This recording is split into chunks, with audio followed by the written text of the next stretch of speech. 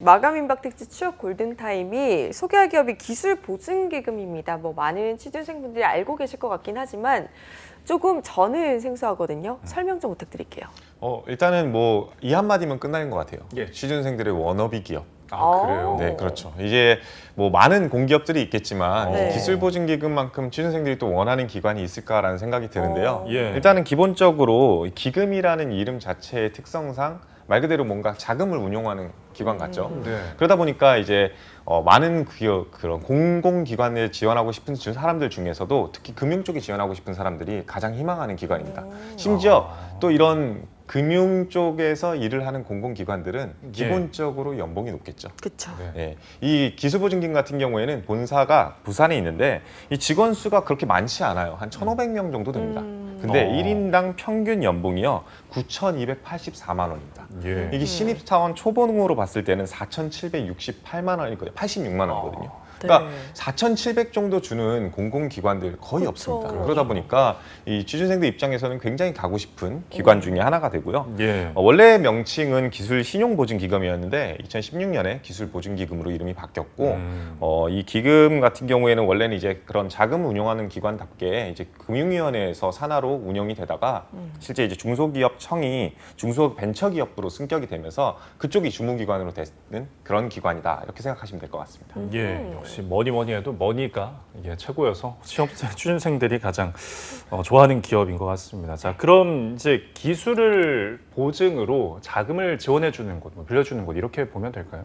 반은 맞고 반은 틀리다라고 얘기가 할 것 같습니다. 예. 왜냐하면 이제 자금을 직접적으로 빌려주기보다는 예. 이거를 자금을 중개해주는 역할, 즉 이제 은행 같은 곳이 실질적으로 자금을 빌려주는 곳이면은 이제 그런 곳이 기술력이 갖고 있는데도 불구하고 뭔가 담보력이 부족하면은 사실 돈 빌리기가 힘들잖아요. 그렇죠. 그런 기관들, 그런 기업들을 위해서 대신해서 말 그대로 이 이름에서 갖고 있듯이 보증을 해준다라는 의미로 생각하시면 될 것 같아요. 그래서 예. 엄밀히 따지자면은 기술을 가진 기업들이 신사업이라든지 사업을 영위하는 데 있어서 자금이 부족하다. 그러면 그런 자금의 원활한 융통을 위해서 대신해서 보증을 서주고 그런 보증을 바탕으로 은행들 기관에서 차입을 할 수 있게끔 도와주는 기관이다 이렇게 이해하시면 될 것 같습니다. 예. 실제 기술보증기금 자체는요 이제 기술보증기금법에 의해서 설립된 기관인 만큼 이 법에서도 명시하는 목적 자체가 기술 사업에 대한 자금 공급을 원활하게 하는 거에 목적을 다고 있어요. 그러니까 네.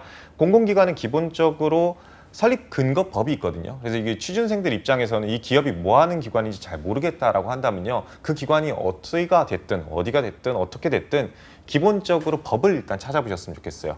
이 법 자체가 이 법은 기술보증기금을 설립하여 기술보증 제도를 정착 발전시킴으로써 신기술 사업에 대해서 자금 공급을 원활하게 하고 나아가 국민경제의 발전에 이바지함을 목적으로 한다. 그러니까 이 관련되어 있는 이 목적 자체를 달성할 수 있는 수단이 그 다음에 따라오는 거기 때문에 이 목적을 이해하시고 나면은 이런 것을 그래서 하는구나라는 생각이 들 수 있을 겁니다. 그러니까 기본적으로 우리 나라가 앞으로 선진국이 돼가고 좀 더 좋은 경제력을 갖기 위해서는 중소기업들이나 강소기업들이 기술력이 바탕이 돼야 될 거 아니에요. 예. 그리고 기술력이 있는데도 불구하고 사장이 된다면 시장에서 없어진다라고 한다면 우리나라의 미래는 그다지 밝지 않겠죠. 예. 그래서 이 기술력을 가진 기업들을 중점적으로 관리해주고 좀 더 키워줄 수 있는 환경을 조성해주는 역할을 수행하는 그런 기관이다. 이렇게 이해하시면 될 것 같습니다. 그런데 이제 기술보증기금 말고 신용보증기금도 있잖아요. 뭔가 이름에서 느껴지기는 쌍둥이 같다 이렇게 저는 인식이 되는데 비슷하게 이해를 할 수 있을까요? 이것도 반은 맞고 반은 틀리다라고 생각이 들어요. 일단 네. 쌍둥이다라는 생각을 갖고 계시는 것부터가 굉장히 합격점을 드리고 싶습니다.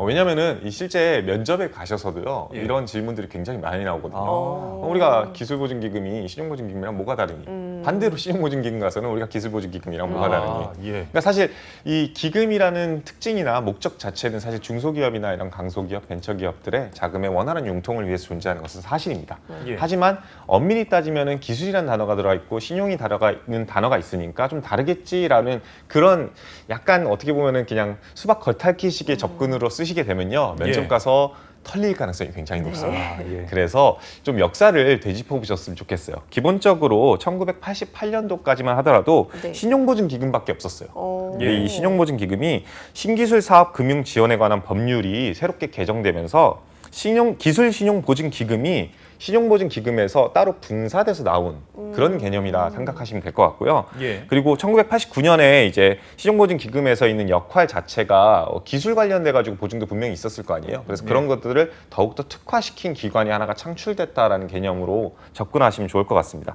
이게 뭐 둘 다 담보 능력이 미약한 기업들을 지원해 주는 건 맞지만 한쪽은 그냥 일반적으로 신용담보가 부족한 기업이다라고 한다면 이 기술보증기금 같은 경우에는 그런 기술력을 바탕으로 한 기업들이 좀 더 성장할 수 있게끔 만들어주는 거기에 좀 더 특화되어 있는 그런 일들이나 역할을 수행하기 위해서 분사됐다라고 생각하시면 좋을 것 같습니다. 예.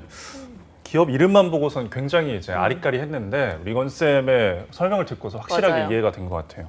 우리가 보증은 흔히 이제 가족끼리도 쓰지 말라고 하는데 예. 기업을 위해서 이렇게 서준 대단한 일을 하는 곳이네요. 그렇죠. 이제 가족끼리 쓰지 말라고 하니까 예. 나라에서 대신 써주는 게 아닐까 아. 싶습니다. 그러니까요. 자, 그러면 그 기술보증기금 구체적으로 어떤 기능과 역할을 담당하는지도 설명을 해주시죠. 일단은 뭐 나열 형식으로 간단하게 먼저 설명을 드리고 싶은데 이제 네. 기술 보증, 기술 평가, 보증 연계 투자, 구상권 관리, 유동화 회사 보증, 기술 혁신 지원, 그리고 이 기술 혁신 지원을 바탕으로 벤처 기업이나 이노비즈 같은 것들도 지정을 해주고 있고요. 예. 그리고 기업에 대한 경영 지도 및 기술 지도, 그리고 중소기업 기술보호, 기술 신탁 관리, 신용조사나 신용보증 제도의 연구나 이런 것까지도 다 아우르고 있습니다. 이 내용들을 보시면 아시겠지만 다 일단은 뭐 단어 자체가 기술 하잖아요. 그러니까 네. 기술에 모든 게 초점이 맞춰져 있다 생각하시면 좋을 것 같아요. 근데 이 기술이라는 게 단순히 제조업 기술만을 의미하는 건 절대 아니고요. 예. 이제 다양한 유무형 가치적인 것들을 모두 아우르는 그런 기술 평가를 바탕으로 여러 가지 다양한 활동들을 한다라고 생각하시면 좋을 것 같아요. 네. 이 기술보증기금 같은 경우에는 기본적으로 자체 기술 평가 모형을 갖고 있어요. 이제 대부분의 여러분들이 아마 금융기관을 지원하시는 분들이라고 한다면 신용평가라는 것들의 개념을 좀 어느 정도 들어보셨을 텐데 많은 기관들이 자체적인 신용평가 모형을 갖고 있습니다. 뭐 은행들도 자신들이 어떻게 이 기업을 평가하는지를 갖고 있어요. 근데 이 기술보증기금 같은 경우에는 기술보증기금만의 평가 방법이 또 따로 있습니다. 그게 KTRS라는 그런 기술평가 모형인데요. 예. 이거는 좀 제가 봤을 때 굉장히 독자적이고 굉장히 연역이 오래됐다고 생각이 들어요. 그러다 보니까 많은 기관들에서도 공신력 있게 보고 있어요. 이게 기술력이라는 건 사실 이게 재무제표라든지 이런 수치적인 것들로 판단하는 신용평가랑 좀 다르잖아요. 그쵸. 무형의 가치니까 이걸 맞아요. 평가하는 게 굉장히 어렵단 말입니다. 근데 이거를 좀 더 객관화 시켜가지고 이 정도 기술력이면 시장에서 이 정도의 파급력이 있고 이 정도 기술력이면 이 기업이 어느 정도 성장할 수 있겠다라는 것을 실제 가시화해서 평가할 수 있는 모형을 개발했고 그거를 운용하고 있다는 건 사실 하나만으로도 여러분들이 기술보증기금에 대해서 만약에 입사한다라고 한다면 자부심을 가질 만한 포인트가 될 것이다. 이렇게 생각이 듭니다. 예. 저희가 이제 화요일 2부 시간에 보면 강소기업들 신의 직장을 소개하는 코너가 있는데 그 시간에 보면은 이렇게 이노비즈 기업에 선정됐다, 벤처 기업에 선정됐다 이런 게 있는데 지금 이게 기술보증기금에서 선정을 하는 거네요. 네, 맞습니다. 이제 이노비즈 기업 같은 경우는 기술보증기금에서 일단 기본적으로 평가를 하게 돼 있어요. 이게 네. 지금 기술평가 자체적으로 할 수 있는 기관들이 몇 개 안 되는데 그 중에서도 가장 공신력이 높은 기관이다 보니까 당연히 이노비즈 같은 경우에는 기술보증기금이 주축이 될 수밖에 없다. 네. 하지만 이제 벤처기업으로 인증되는 거는 사실 조금 더 다른 얘기긴 해요. 왜냐하면 이제 벤처기업은 기술력이 없다 할지라도 좀 더 친환경적이라든지 아니면 새롭게 뭐 고용을 많이 한다든지 하는 네. 기관들에는 다 이제 지원을 해주고 있고요. 대표적인 예시로 하나를 들자고 한다면 중진공이라고 그러죠. 예. 중소벤처기업진흥공단. 네. 그쪽에서도 이제 만약에 그런 관련되어 있는 심사를 이제 의뢰를 해가지고 통과를 하시게 되면요, 이런 기술보증기금뿐만 아니라 그쪽에서도 벤처기업으로 인증을 받을 수 있습니다. 근데 두 곳의 목적 자체가 다 기본적으로 벤처기업이나 중소기업의 성장을 위해서 존재할 거 아니에요. 기술보증기금도 기술력이 있으면 누구든지 다 할 수 있다는 건 사실이긴 하지만 예. 대기업들이 기술보증기금에서 보증을 필요로 할 일은 거의 없겠죠. 그리고 기본적으로 그 기술력 때문에 자금의 융통이 좀 어려워하는 그런 기관들은 대부분 중소기업에 초점이 맞춰져 네. 있을 겁니다. 네. 그렇기 때문에 두 기관 모두 기본적으로 중소기업이나 벤처기업의 성장을 위해 존재하기 때문에 이런 이노비즈라든지 벤처기업 인증이라든지 하는 부분들도 함께 아우르고 있다라고 생각하시면 좋을 것 같습니다. 네, 기술력이 있는 기업의 성장을 돕는 기술보증기금 어떤 일을 하는 곳인지 살펴봤고요. 자, 중요한 것은 이번에 채용을 진행하고 있다고요. 아, 맞습니다. 이번에 또 채용을 아주 그냥 굉장히 많이 뽑아주고 있어요. 오. 사실 이게 지금 상반기가 어느덧 저물어 가고 있는 시점이잖아요. 네. 상반기 끝났죠, 사실상. 그래서 또 방학 때 뭐 하나 이런 걱정을 많이 하시는 분들이 계셨는데 네. 그거를 우려를 아주 그냥 깔끔하게 타파해 주시는 아주 그 대규모의 정규직 지금 신입 공채가 시작됐죠. 네. 지난 22일부터 시작해서 이번 주 목요일 5일 14시 오후 2시까지 진행하고 있으니까요. 만약에 지금 아직까지도 이 사실을 몰랐다 하시는 분들 네. 꼭 지원하셔야 될 것 같고요. 네. 그리고 이 기회 절대 놓치지 않으셨으면 좋겠습니다. 오. 이게 제일 중요한 게 사실 이번 채용 규모라고 저는 생각이 드는데 예. 그렇죠. 역대급이에요.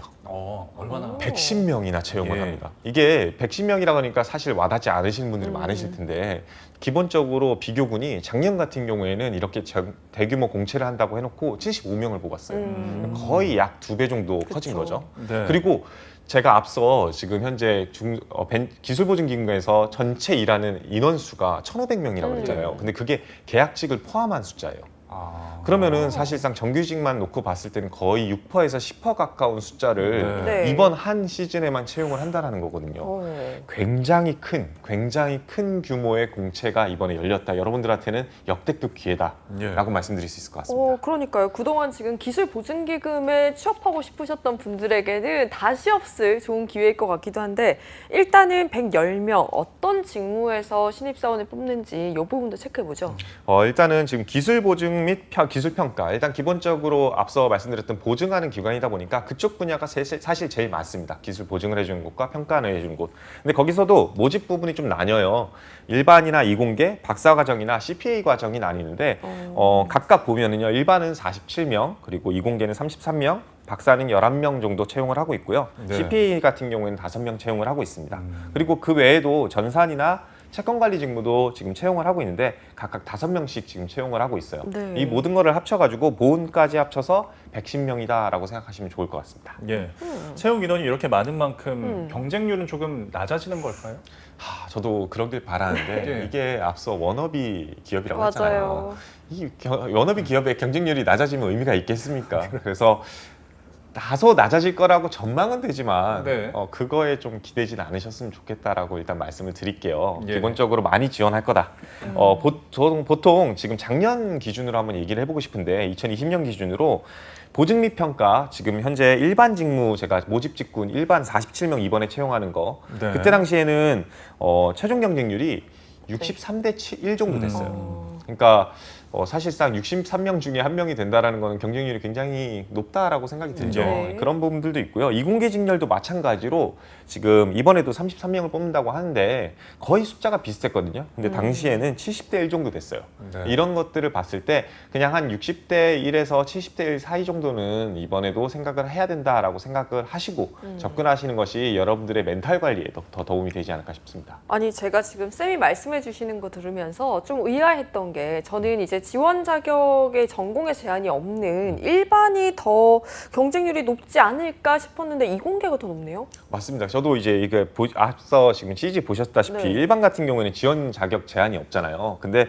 이공계 같은 경우에는 한 과목 분야 교육을 7과목 이상 이수한 사람들은 다 지원할 수 있다 그래서 대부분은 다 일반으로 저도 지원할 줄 알았어요. 네. 그래서 이 격차가 도대체 어디서 나는 건가 해서 취준생들이랑 같이 살펴봤더니 예. 기본적으로 이 7과목에 대한 그 공부만 하게 되면요. 네. 자연스럽게 필기 시험에서 좀 다르게 접근할 수 있게 되는 그런 측면이 있더라고요. 이 7과목에 대한 일단 기본적으로 제한이 없어요. 예. 그러니까 이공계라는 그 개념 자체가 기술일 수도 있겠지만 화학일 예. 수도 있는 그쵸. 거고요. 혹은 IT일 수도 있는 겁니다. 그러니까 한 분야일 필요는 없으니까 다 사실상 7과목 이수를 했던 부분들은 네. 다 지원이 가능하실 거고요. 그리고 그렇게 지원을 하시게 되면요. 이제 일반 같은 경우에는 지원 자격이 제한이 없다 보니까 나머지 평가를 필기 시험에서 좀 더 당락을 크게 좌우하는 그런 경향이 있어요. 근데 예. 이공계로 지원하시는 분들은요. 이공계가 아니랄지라도 7과목만 듣게 되면요. 그 관련돼 가지고 논술 평가만 받고 다음 단계로 넘어갈 수 있는 과정이 있습니다. 기본적으로 일반 직군으로 지원하시게 되면은 경영이나 경제 과목 중에 하나를 선택해서 이제 객관식으로 시험을 봐야 되는데 네. 뭐 예를 들면은 지금 현재 어문 계열 출신이면 예. 그러면은 기술보증기금에 아예 지원을 못 하는가? 이것도 또 되게 박탈감을 느낄 수 있잖아요. 그리고 그렇죠. 혹은 내가 만약에 예체능 쪽이다. 이런 경우에도 사실은 또 경쟁력이 낮아진다라는 생각이 들 수도 있어요. 왜냐하면 예. 경제학과 경영학과 출신들이 경제학 경영학을 4년 이상 공부해 놓고 그들과 다시 한번 또 경제 경영학으로 경쟁한다라고 한다면 굉장히 어렵다는 생각이 많이 들 거고 실제 난이도도 굉장히 높고요. 그래서 그런 부분들에 있어서 조금은 경쟁 우위를 갖기 위해서 이공계 직렬로 지원하는 사람들이 좀 많지 않았을까라는 생각이 듭니다. 네, 필기 전형에 대해서 언급을 해주셨는데 구체적으로 어떻게 이루어지는지도 살펴볼까요? 일단은 이 필기 전형 자체는 보시다시피 지금 직업 기초 능력 평가 NCS 같은 경우에는 일단 공통적으로 다 시험을 보고 있습니다. 네. 하지만 직무별로 이제 조금씩 그 평가가 나뉘는데요. 이 일반 직군 앞서 말씀드렸던 제일 많이 뽑는 직군 같은 경우에는 경제학이나 경영학 중에 택 한 가지를 하셔서 그거에 대해서 객관식, 단답형, 약수령 시험을 보셔야 돼요. 예. 그러니까 제가 이게 제일 우려가 됐던 부분이에요. 이제 경제학 공부를 진짜 많이 했던 친구들이라든지 경영학 공부를 진짜 많이 했던 분들 같은 경우에 당연히 이쪽으로 지원하시게 되면은 논술을 안 보고 그냥 깔끔하게 사지선다로 네. 체크를 해서 통과할 수 있지만 네. 만약에 그런 게 아닌데도 불구하고 기술보증기금에 들어가고 싶다고 한다면 그들과의 경쟁에서 밀리기 싫은 분들이 그러네요. 그 다음 차선책을 찾아야겠죠. 그게 바로 저는 이공계 직렬이지 않을까 싶어요. 네. 이공계 직렬이나 박사나 보험과정 같은 경우에는 직무 상황에 대한 논술 평가, 논술형과 약술형만으로 평가가 모두 이루어지고 나서 그 다음에 그걸로 이제 필기 전형을 끝냅니다. 네. 그러니까 즉 경제 경영학 시험을 볼 필요가 없다는 거죠.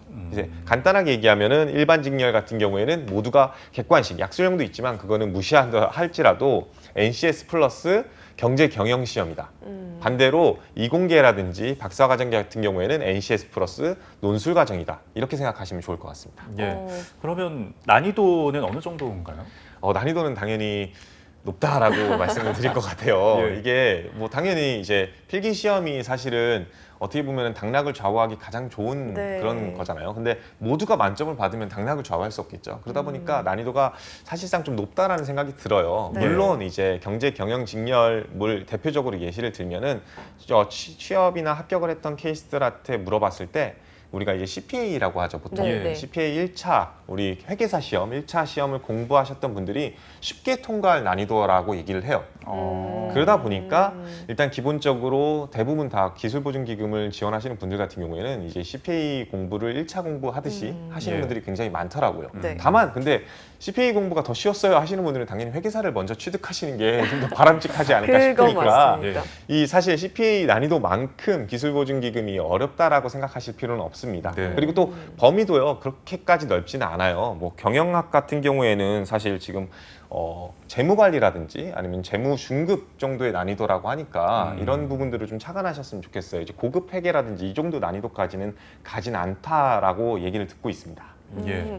근데 지금 필기 시험이 어렵다라고 하시니까 얼마 전에 있었던 이제 한국은행 필기 시험이 저는 떠올라요. 굳이 비교를 하자면 난이도가 어떻게 차이가 날까요? 이거는 뭐 제가 이거 함부로 얘기했다가 또 큰일 나나요? 악플 달릴까봐 예. 걱정을 한데 그냥 알겠습니다. 저희 이거 진짜 지극히 객관적으로, 아니, 지극히 네. 주관적으로 접근하겠습니다. 예. 각국은행이죠. 예. 예.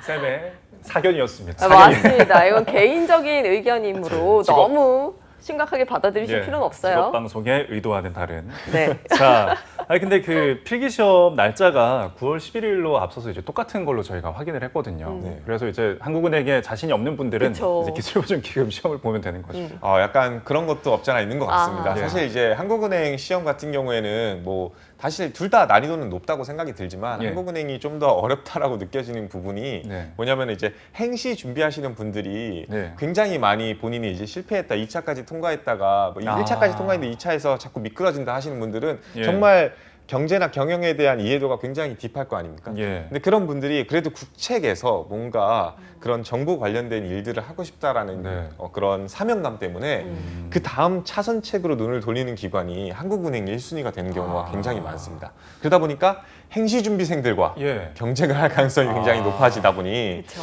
그 다음 차선책으로 이제 기술보증기금을 선택하는 것도 어떻게 보면 합리적인 전략이 될 수 있다라고 네. 생각이 듭니다. 만만하게 봐서는 안 되겠네요. 이게 맞습니다. 보통 행정고시를 하다가 좀 힘든 분들이 7급 보고 또 이제 취급을 아예 목표로 했던 분들이 그분들이 내려오니까 또 힘들어지잖아요. 네, 맞습니다. 네, 그런 요소까지 고려를 하면서 필기를 준비해야겠네요. 맞습니다. 그리고 지금 보면은 이공계 분야가 쌤께서 말씀해 주신 게 전공이 아니어도 관련된 과목 7개만 들으면 된다라고 하셨는데 네. 이렇게 전공이 아닌데도 기회를 주는 이유가 특별히 있을까요? 이게 제가 제일 재밌게 보는 사실인데요. 네. 이 채용 설명회를 실제 기술보증기금을 보면요. 매번 인사부 직원분들이 나오셔가지고 공통적으로 하시는 딱 한 가지 단어가 있습니다. 융합형 인재. 이 기술보증기금은 아무래도 보증을 해주는 기관이다 보니까 네. 재무제표를 볼 줄 알아야 되는 것도 사실입니다. 네. 당연히 기업에 있어서 평가를 하는 가장 1순위는 매출액이라든지 그쵸. 현재 가지고 있는 자산 규모라든지 아니면 지금 현재 나타내고 있는 순이익이라든지 재무 구조가 1순위로 평가될 수밖에 없겠죠. 하지만 기술보증기금답게 기술력 또한 평가를 할 줄 알아야 돼요. 예. 근데 그 기술력과 이런 재무적인 그런 평가가 함께 이루어졌을 때 비로소 더 좋은 질 좋은 보증이 이루어질 수 있고 이 기업의 성장성 또한 더 합리적으로 평가할 수 있겠죠. 예. 그러다 보니까 이 기술 쪽으로만 치우쳐져 있는 지식보다는 혹은 경제 경영으로만 치우쳐진 지식보다는 이 두 개 모두를 아우를 줄 아는 지식을 갖고 있는 지원자들이 어떻게 보면은 기술보증기금에 가장 맞는 지원자이지 않을까 싶어요. 실제로 이 기술 평가할 때 직무 특성상 이 세 가지로 가장 중요한 역량이 필요하다라고 공식적으로 언급을 했어요. 예. 기업의 사업성을 평가하는 상경계적 직무 능력, 기업의 기술을 전문적으로 평가하는 이공계적 직무 능력, 그리고 기업의 재기업 회상을 돕고 채권 회수의 가능성을 높일 수 있는 법학적 직무 능력. 그러니까 이 세 개가 아우러졌을 때 어떻게 보면 기술금융에 있어서 필수 조건들이 다 갖춰지는 거겠죠. 예. 사실 어디에 배치받을지 이런 것들은 그 다음 단계이고 본인이 보증한 기관들이 채권 회수를 필요로 할 때는 또 법학적인 지식이 또 필요할 수도 있을 거예요. 예. 그런 모든 것들을 아우르는 역량을 보기 위해서 아무래도 이런 여러분들한테 그런 이공계적 지식이라든지 융합형 지식을 좀 더 요구하는 게 아닐까 싶습니다. 예. 그리고 이외에도 채용 공고에서 좀 주의 깊게 봐야 할 부분 어떤 게 있을까요? 일단은 제가 앞서 이렇게 좀 필기시험 이런 얘기를 네. 했는데 이게 네. 좀 현실이라는 거를 먼저 직시했으면 좋겠다는 얘기를 드리고 싶어요. 예. 제가 아무리 채용 배수가 지금 한 63대 1이다, 네. 70대 1이다 이렇게 얘기했지만 그 많은 경쟁률 사실 필기에서 다. 우르르 떨어집니다. 아. 실제 서류 같은 경우에는 20배수예요. 예. 그러니까 굉장히 열려 있는 상황입니다. 그리고 네. 뭐 CPA나 채권 관리는 아무래도 그런 특성상 많은 인원들이 지원을 안 하기 때문에 한 5배수 정도로 지금 서류 전형은 이루어지고 있지만 네. 필기 같은 경우에는 여기서 3배수로 줄입니다. 그러니까 굉장히 많이 떨어지는 거죠. 지금 네. 110명을 그냥 100명이라고 기준을 봤을 때 서류에서는 2,000명을 합격시킨다고 하면은 예. 필기에서는 그냥 한 600명 정도만 300명 정도만 네. 남겨놓는 어. 상황이죠. 그럼 1,700명이 필기에서 우르르 떨어지는 상황이다. 예. 그리고 1차 면접이나 2차 면접 같은 경우에는 1.5배수, 1배수이죠. 그러다 보니까 사실 이 모든 당락을 좌우하는 거는 필기시험이다라는 걸 꼭 인지를 하셨으면 좋겠고요. 서류 지원 시 또 중요한 부분이 한 가지가 있는데 아직 졸업 안 하신 분들이라고 한다면요. 네. 2학기 수강 과목을요. 지금 인정이 안 된다라는 거. 그러니까 내가 2학기에 무조건 들어야지 졸업을 할 수 있으니까 네. 이거를 미리 좀 작성해 놓으면 안 될까? 라는 생각이 들면 절대 작성하시면 안 된다라는 예. 거. 왜냐하면은 이 서류 전형에서 이 인정 과목들도 평가 요소 중에 하나가 되기 때문에 네, 네. 어떻게 보면 거짓 이제 기술이 될 수 있다라는 거 좀 인지하셨으면 좋겠고요. PF 과목은 아예 쓰지 못해요. 가끔 가다가 이제 패스 올 페일 이제 네네네. 여러분들 자신 있게 학점 좀 걱정돼가지고 네. PF 과목으로 쓰는 경우 있는데 네. 뭐 당연한 얘기인데 가끔 이런 분들이 있나 봐요. 그래서 빨간색 표시로 또 올라와 있더라고요. 아하. 그래서 이런 것들도 주의하셨으면 좋겠고요. 이게 사실은 제일 중요한 포인트인 것 같아요. 네. 대부분 다 공공기관에 지원하신 분들은 모든 전형이 제로 베이스로 알고 있어요. 네. 실제로 기술보증기금도 제로 베이스라고 얘기를 합니다. 근데 제로 베이스가 아닙니다. 어허. 실제로 제로 베이스라고 되어 있지만 나중에 2차 면접에 조그마한 글씨를 보시면 아시겠지만 조그마한 글씨로 2차 면접은 네. 필기 전형 플러스 1차 면접 전형의 점수를 합산해서 평가한다라고 되어 있어요. 네. 그러니까 여러분들 일단은 필기 시험 자체가 어떻게 보면 당락을 좌우한다라고 이야기를 했는데 그게 또 결국에는 최종합에도 영향을 미친다라는 거를 좀 인지를 하셨으면 좋겠습니다. 제로 베이스는 맞습니다. 각 단계를 통과하는데 하지만 최종적으로 합격하는 데는 1차 면접과 필기 시험이 영향을 미친다. 그러니까 각 전형에 정말로 통과했다고 한숨을 쉬는 게 아니라 네. 다행이다 생각하는 게 아니라 최선을 다하셔야 된다. 그러네요. 이거를 꼭 인지를 하시고 접근하셨으면 좋겠습니다.